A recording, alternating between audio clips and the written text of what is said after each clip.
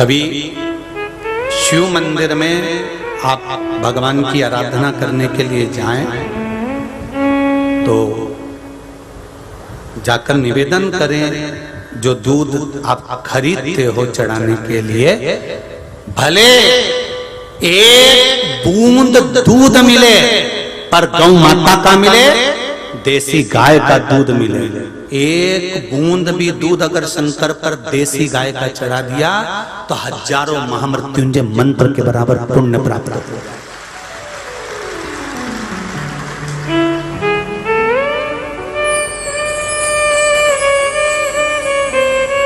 एक बूंद चढ़ाओ, ज्यादा नहीं है ना सामर्थ्यता, थोड़ा चढ़ाओ, पर उतना आपके दिल से, अपने हृदय से, अपनी चित्त से, अपनी वृत्ति से चढ़ना चाहिए, मन से चढ़ना चाहिए।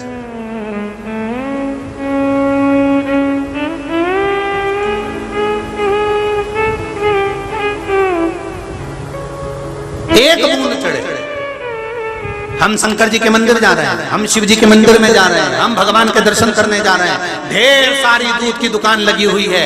किसी एक ने भी जाकर किसी दुकान वाले से ये नहीं पूछा होगा कि यह गाय का दूध है कि नहीं, तो कहीं गलत दूध तो नहीं चढ़वा रहा है हमारे बाबा को, हमारे शंकर को, केवल कमाने के लिए तो नहीं चढ़ा रहा है। नहीं तो तू कमा तो लेगा, हमारा भी जीवन नाश हो रहा है और तेरा भी जीवन नाश हो रहा है। थोड़ा सा भले उसमें, आपको कथा में कहा था कि दूध में पानी नहीं, पानी में, जम के बोलो जरा, पानी में दूध हो। हमारे शंकर जी को ये जरूरी नहीं है कि हम 100 लीटर दूध भगवान शंकर को चढ़ाएंगे। अब वो 100 लीटर कौन सा दूध चढ़ाया तुमने, कहां से लेकर आए, कैसा लेकर आए? एक बूंद चढ़ाते पर देसी गाय का, और जाओ और जितनी दुकानें दूध की होती हैं शंकर भगवान को चढ़ाने वाली, उन सारे दुकान वालों को जो अपने गांव में, अपने नगर में, अपने खेड़े में, अपने क्षेत्र में जो गौशाला होती है, उन गौशाला में जाकर निवेदन करना चाहिए, साहब आप अच्छी अच्छी गाय पालिए, उन गाय का दूध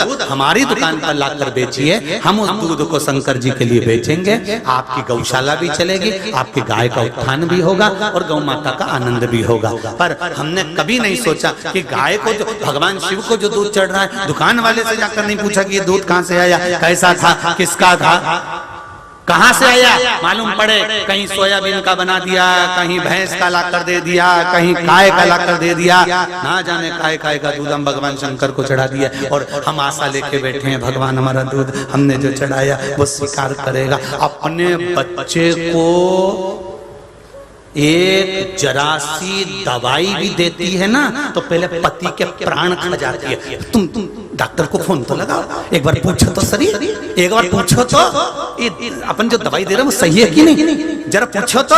डॉक्टर ने दवाई लिखी, उसके बाद भी मेडिकल वाले को बताई, मेडिकल वाले से दवाई लेकर आया, फिर वापिस डॉक्टर को दिखाई, देखो डॉक्टर साहब दवाई यही है क्या, तुमने जो लिखी वही दवाई है क्या, हाँ साहब यही दवाई है। डॉक्टर ने कह दिया नहीं साहब ये दवाई नहीं है, तो तुमने वो वापिस कर दी। हमें तो वही दवाई चाहिए जो डॉक्टर ने लिखी है। क्यों? क्योंकि हम उस कंपनी की खाएंगे, उस डॉक्टर की दी हुई खाएंगे तो हमारा रोग जल्दी मिट जाएगा। उसी तरह हम शंकर को एक बूंद भी अगर गाय का दूध चढ़ाएंगे तो हमारा दुख कट जाएगा। ये निश्चित है, ये निश्चित।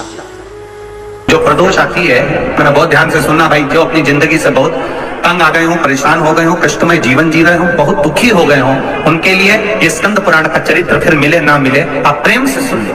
आओ, पहला प्रदोष, चाहे वो शनिचरी प्रदोष हो, चाहे रविवार की हो, सोमवार की हो, मंगल की हो, बुधवार की हो, गुरुवार की हो, शुक्रवार की हो, शनिवार की हो, कोई भी वार की हो, प्रदोष काल में शाम का समय सूर्य डूब रहा हो, बस डूबा ही हो, और उस समय पर सूर्य के डूबन के तुरंत बाद बाबा को धतूरे के साथ में बेलपत्री ना चढ़ाते हुए बेलपत्री के वृक्ष के 7 कांटे बाबा के शिवलिंग पर समर्पित करे जाते हैं महाराज, अपनी जिंदगी में अड़चनों को हटाने के लिए।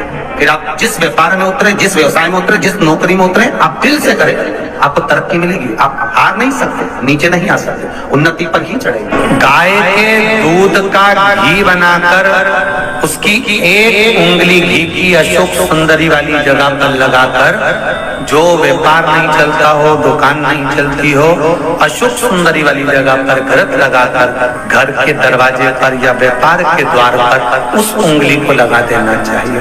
घरत पर होना गाय के घी का।